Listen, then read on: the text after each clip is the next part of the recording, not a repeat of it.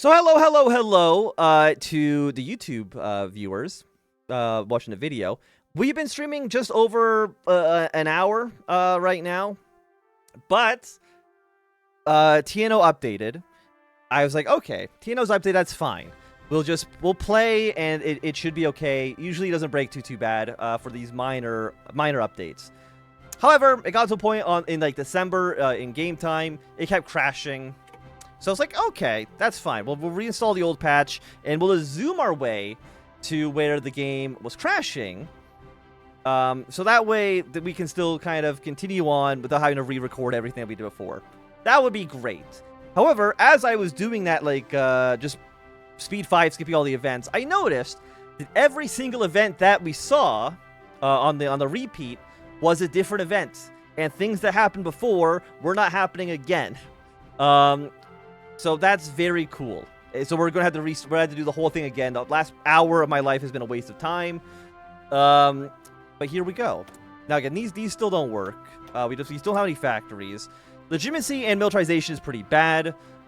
We did find out, and I'm sure I should have known this, but if you just do the operations inside your own territory, you get way more legitimacy and militarization. I don't know why I didn't know that, but that's okay. We'll worry about that as time goes on. So yeah, that's cool and awesome. The extra video that I guess we'll probably produce, I'll make it like a members only video, like a little extra, a little exclusive. So that's very cool and very awesome.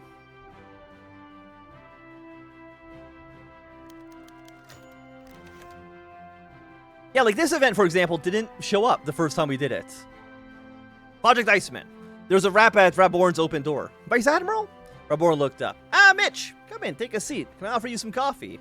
Mitch Cooper, leader of the electronics and inertial navigation system on the Iceman missile project, stepped into Raborn's office and sat uneasily in the seat across from Raborn. Yeah, I'll have some, thank you. As Raborn poured the coffee, he asked what was on the engineer's mind. Well, Mitch sighed. I know that we're not supposed to ask too many questions, sir, but it's becoming very hard to deflect my team members' inquiries about the nature of the project. They're beginning to suspect, and I share this concern, that we won't be able to construct a viable launch vehicle with the information in this information vacuum. It'd help streamline our design process if we were able, at least told what the missile is going to be used for, and who'll be operating it. As well as, you know, rocketry is an exact science. Robert handed Mitch a steaming cup of joe and looked pensive as he sat back down. You must understand that the nature of this project demands absolute secrecy. And there's much that even I'm not privy to. But I can tell you this. Reborn licked his lips and framed his words very carefully. The name Project Iceman is a cover name alluding to the fact that the missile is being developed here at McMurdo. As to where it will be used, I don't know. But as you're probably surmised, and you didn't hear this from me, it's a polar launch vehicle. I can tell you the Army Corps of Engineers is intimately involved in the program, but other than that, the six are classified. I hope you, the team leads, and the team members understand. I suppose that's better than nothing, sir, Mitch said. Thank you. Again, like that, we did not see any events about the missile that we're currently trying to build, which is very funny. But in the interim period between the first time we tried to record this and now, we were talking about conversion rates and the collapse of the Turkish economy. And I was talking about how back in like 2009, early 2010, after the 2008 financial crash, in the US and, you know, in the rest of the world, so to speak, the Canadian dollar for a brief moment of time was stronger than the US dollar. You know, that the Canadian dollar would buy you more than the stinky American dollar. And that sounds great because, you know, people would, you know, go over to the US. You know, they go over the border and they would just buy American goods because they were cheaper than Canadian goods. On like a dollar-to-dollar average, right? Because if the Canadian dollar is weaker than by, let's say, 30%, you know, if it's like 1 USD is 1.3 Canadian, then something that's priced at $10 US will be, you know, in Canada selling for $13, for example. But of course, if the Canadian dollar is stronger than the US dollar, people in Canada went over to the US and bought stuff. Because it's like basically getting like a 30% discount for free. And I remember, because this happened, again, 2009, 2010. I was like 12, 13 years old. I had no real say in any of this. But I remember people were upset because like if you go to like a bookstore, I'm assuming this is the case in the U.S. as well, but at least in Canada, if you go to like a bookstore, by the barcode, they'll have like a little section that's printed. They'll have like Canadian price and an American price, and the Canadian price would be like $5 more expensive, and people were pissed. Anyways, it was very cold in Vice Admiral Reborn's office. In fact, all of McMurdo was feeling like the Arctic chill. The command staff had made a decision to reduce heating base so as to not overtax the nuclear reactor. Said reactor had sustained cracks in the containment vessel, which were luckily noticed by Chief Engineer Wallman. Fortunately for the residents of Antarctica, winter was ebbing, and therefore, Reborn had to call the meeting of his command staff to determine the next steps. Wright was correct, said Reedy. The winter is every bit as bad as he promised. Given the fact that the bays were now thawing, I think we can safely begin recalling our vessels that wintered in Australia. Within the month, I expect to be able to resume submarine patrols in the Indian Ocean, along with a littoral in Antarctica. Reborn nodded and turned to Beale. How are your people? Our men did just fine, despite reduced heating, said Beale. We were able to maintain the supply lines to some of our forward outposts, but others had to be abandoned for the winter. I could begin reinforcing the extraneous posts next week, but we'll need vehicles from your quarter. Consider it done. Edmund? I work with Sir Charles on developing better predictive models for major meteorological events, Hillary smiled, and hopefully we'll never again be put on the back foot by nature's wrath. Reborn made a few notes and cracked open a bottle of champagne to toast their success and the coming spring. Some delicious water. This enables additional options for Eternal Divide Decisions category. So again, we did not have that event. But it says we should have some more stuff here. Reinforce Australian supply lines. For 8 legitimacy, I mean, I think we kind of have to take it, because we do need to get cohesion up a little bit. It does fall just passively over time, which is not great. We have 4 to 6. Like, unfortunately, this, like, we used to get, like, a little thing that would pop up. We get a little thing that would pop up and say, like, hey, you know, you have some missions to do. Wow, late stream. How long will you be streaming for? I don't know. Because, I mean, I said this last time, before I had to scuttle that stream an hour ago, is that I was feeling kind of sick today, after my stream yesterday. You know, I didn't get a lot of sleep last night.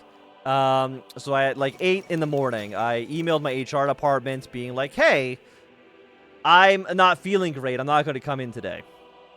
And they're like, you know, cool, whatever. I went back to sleep. And I set my alarm for like 10 a.m. And I was like, okay, I'll wake up and I'll do some household chores because, again, I've said this a few times, but in 2 weeks we're flying halfway around the world.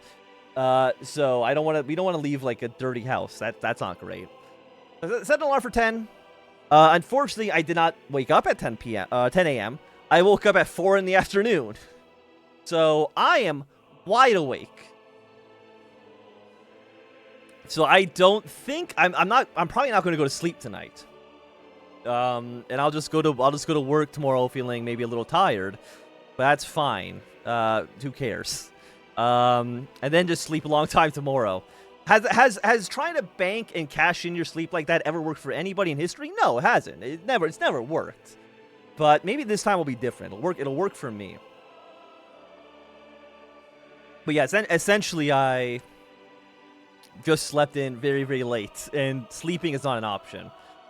And then I also took I took Vyvanse as well, so I don't think that helped you too much.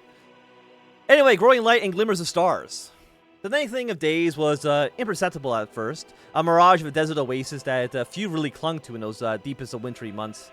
However, as the light filled more and more windows and the shadows were short enough to leave patches of melting snow on the clear days, it became undeniable that the days were growing longer.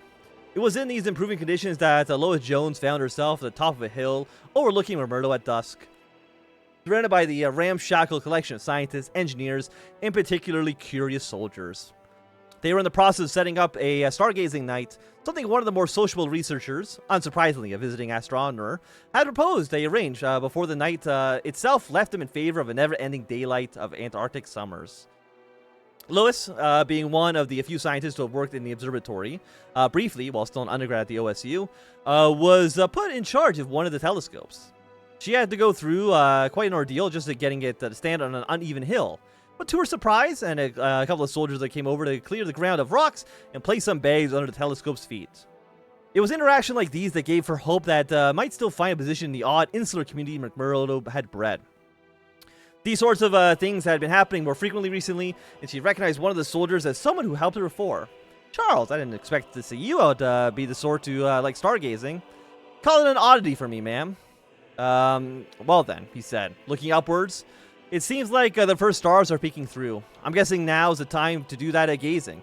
Ladies first. He finished with a cheeky, affable smirk. Peering through the lens, Lewis saw the first glimpse of hope. I know I was saying Lewis. It should be like Lois. That's fine. So legitimacy is still absolute dog shit. 12 days, 12 days, 12 days. You know, we're fine. So, sort of. We got 5 more days to forge ballots. These two events, these two events I have read before. Because these did not change. Oh, we can do multiple? Wait a second. Okay, we'll do both at the same time. We'll get these both going. We'll do some forged ballots. So, essentially, we're going to be obtaining personal information on multiple pro-American, pro-Japanese, Malayan casualties. So, we'll be able to begin printing ballots. Successful dissemination of these ballots across the country in anticipation for elections have been performed successfully with no incident. It is to be projected that the pro-American candidates will be able to win handily in the coming weeks in the nation. The Malayan electoral system is rudimentary at best and non-existent at worst. As has exploited this fact by creating multiple false ballot votes in remote areas not reached by the official government. It has produced efficient results, which has drastically increased the confidence of pro-American candidates campaigning in the area, pushing momentum in Malaya towards a pro-American government to be put into place. As has exploited the Malayan enmity towards Chinese Malays, Japanese, and other minority groups in order to sway the Affirmation minorities into voting handily for the respective pro-American candidates. Bold conduct additionally been made in respect to increasingly small Japanese community, which may prove of use to Olympus in future operations here. See page 5. Unfortunately, we don't get to see page 5, but that's fine. That is not a big deal at all. Let me take some delicious sippies of water. I do need to stream more. I know I say this like all the time, but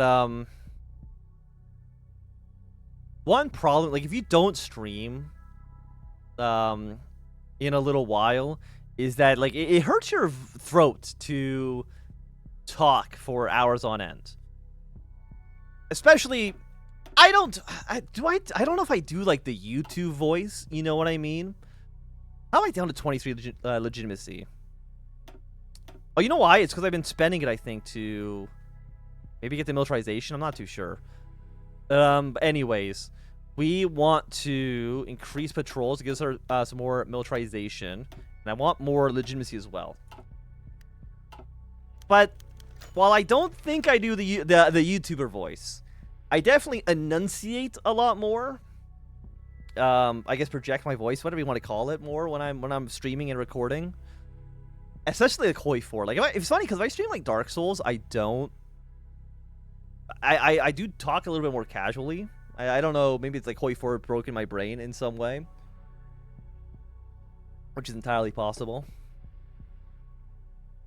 Like to talk like I do. I don't know. They kind of can feel it in your vocal cords. The more you do it, obviously, the less it's noticeable. But anyways, into the top of the world. There was more white than Edward had ever seen in a single place. An open sky reigned over the endless sea of snow and ice. A great white carpet rolled past the horizon on one side. Mountains and icebergs glistened under the sun. On the other, a deep blue ocean surrounded the white and gray islands. The landscape was all that Edward could pay attention to as they stumbled out of the place. They landed at Thul Air Base in the remote corner of Greenland. A long gravel airstrip led them to a small building huddled around the ice. The base was small, but it was not quiet. Personnel flooded the area as Edward and others were shuffled into the camp. They weren't given a tour or received a welcoming committee. Instead, they were briskly shuffled through rows of checkpoints and security screenings. Edward stared nervously against suspicious eyes. They were all too similar to the stares cops would give him back home. They patted him down, asked multiple questions, and he waited for them to ask for his birth certificate too. "All right," said one bored-looking officer, handing him back his papers. "Next." Edwards almost expected to be led to another interrogation, but instead he found himself outside. Rows of buses awaited, buses with blacked-out windows. What the hell were they requiring so much security for? Infrastructure? Questions spun around Edwards' heads. But he stayed quiet. He was good at that. It seemed like not asking questions would be a good skill here. His eyes finally closed as the buses rolled across the snow. So I'm going to take a guess and say that the missile is going to be getting sent at some point to Greenland. I think that makes sense. Otherwise, why would they be talking about Greenland so much in an Antarctic campaign, right? By the way, Italy's here now, and I don't know why. I don't know what they're doing, but I'm not going to worry about that too much. Yeah, so these guys are still going. 44 days, 25 days. They are a little expensive. And our legitimacy and militarization it's horrible. Like, does Germany, like, okay, Germany's legitimacy is also pretty bad. That's fine. And I don't know if I should even mention it. Because it happened in the previous time playing this. But there was an event we got where we got to invade New Swabia alongside Uruguay and Brazil. But that hasn't happened yet, and I think it happened before, so I'm not exactly too sure if that's even going to happen this time. But I thought maybe I should mention it in case it doesn't. Diplomatic critical mass. Herman Flagger would rather be anywhere else in the world right now than Antarctica. He hated the cold. He hated the cramped living quarters. And most of all, he hated the white, the blinding, endless, featureless, mind-numbing white expanse that stretched out in all directions. This was a place where people went to lose their minds. Exhibit A, the fact that so many thousands of individuals were fighting over such worthless ice and rock in the first place. But as long as men fought over Antarctica, Flagger would have a role to play. Today, that role would involve briefing Vice Admiral Reborn on the potential opportunity to change the balance of power at the ends of the Earth. To date, said Flagger to Reborn, Chile has not felt confident in throwing in with the OFN because they were afraid to antagonize, well, everyone else. Recently, a certain, well, let's just say, diplomatic critical mass has been reached. And in Washington, we feel that the Chileans would be open to certain assurances, even agreements, regarding our cooperation in Antarctica. Reborn chuckled throughout Flagger's display of circuitous rhetoric. Brass tacks, Herman. Flagger smiled. Over the last few months, my team and I have approached policymakers in Santiago in contacts within Chile and Antarctica. If all goes to plan, we could see an informal or even formal alliance between our forces on this continent. A collaboration like that could give us the means to expel the competition. Flagger nodded sagely. Well, that's the size of it, exactly. I'll be spending the summer in warmer climates while you freeze your butt off in McMurdo. Herman, you lucky bastard. We get 2 more events. Okay, so maybe, interestingly enough, maybe it's going to be different. It's not going to be Chile, or not going to be Uruguay and Brazil. Maybe Chile will help us, maybe against Japan instead. I do wonder if it was possible that it could have just been like random chance that the events are different. Like, I'm not too sure. Because we played last time until December 3rd. I remember that. But we'll see. Untouched horizons. They sloop downwards towards while flying towards the fissure in an otherwise unending icy sheet. Lois had poked her head out as they flew over the lonely waters and was now lost in the metallic sheen of the helicopter, undulated into the sunlight. This was an aberrant land, one that seduced only the most daring with its frigid splendor. She was one of those lucky, or perhaps unlucky, enough to be drawn to the cold plain, intent on puncturing its heretofore staunch fortress against human incursion. And so the pilot descended towards McMurdo dry valleys, the focus of Lewis's research. They were a vexing anomaly on the continent, snow and ice free, and completely devoid of any detectable life. The former allowed unparalleled access to the towering granite peaks, while the latter made for a haunting work environment. Nonetheless, he was looking forward to settling into the valleys, as a brief time with them last fall had captured her imagination. They were prime grounds for important discoveries to be made, a patch of frozen, uncovered earth ripe for careful research.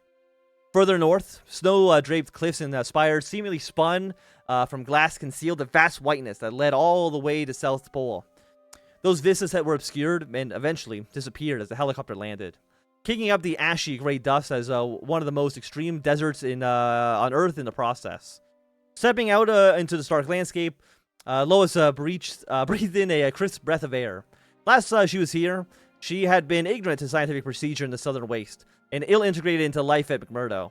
Now she was fully prepared to tackle the mysteries of the Antarctic geology. backed by a handful of competent assistants and aides who she would cycle through over the course of the summer. A new year dawns, and with it, hope. Now, I don't know. I don't know exactly where all of my viewers are from. You know, some of them are from California. Some of them are from, you know, Russia. Some of them are from, you know, wherever. And I've kind of wondered this, and I don't know if I mentioned it. I'll mention it now. If you live somewhere where it does not snow, okay, and it doesn't really get cold, like, do you know that, like, snow is blinding?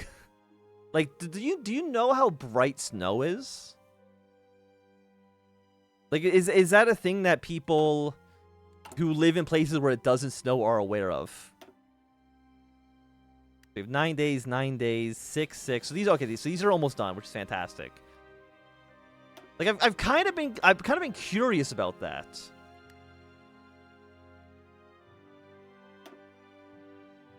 Because they can be, like, really hard to see. It's bright only when the sun is shining bright. Well, I mean, yeah, that's true. I mean, the sun has to be out. But it's one of those interesting things where it's actually easier. It's actually easier to get a sunburn in the winter if there's a lot of snow, because the sun reflecting off the snow is actually brighter, or it's more effective on your skin. I don't know how else you want to call it, than just the sun by itself. Like, it reflects to a higher degree. Maybe it's like a magnifying glass, like it kind of concentrates the light. But no one wears sunscreen in the winter. And, like, I've thought about, you know, on days where it is, like, super bright because there is so much snow, like, would it be crazy to wear sunglasses? I've never done it because it does seem a little crazy to wear sunglasses in the winter. But it makes sense. A fixer-upper. Abdul Muhammad held a clipboard in his hands as he surveyed the plantation. It was a coffee plantation. Never a very successful one, though. In truth, the original owner created it to mostly take advantage of subsidies. But it was never profitable on its own merits. And now that the war was over and many policies overturned, even that purpose was lost. Abdul wandered around the area. The coffee wasn't terribly healthy. Indeed, many of the plants were dead. There were a lot of weeds growing about, and there were also various buildings for workers and storage, but they were dilapidated through disuse, and there were never many people working there anyways. Indeed, the original owner was lucky to be able to sell this land to anyone, let alone to it for the very generous price that was offered. The location wasn't near anything. The buyer couldn't have been interested in the view either. There wasn't anything to see for miles, or anything that could be seen from this place for miles. He started to wonder.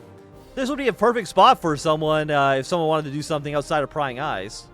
But it was only a hypothesis. Nothing really to bother himself with. The pay was too good, and he knew better than to look a gift horse in the mouth.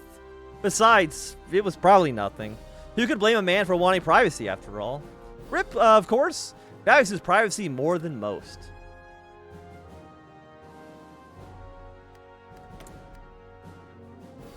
And kind of, like, somewhat connected to the, these are done in one day. You know, just give me, like, 1 day so there's only one. And then I'll figure it out from there. By the way, just fuck it. Give me, I have a lot of supplies. Like, supplies are not an issue. There's one thing that we have, it's supplies. Okay.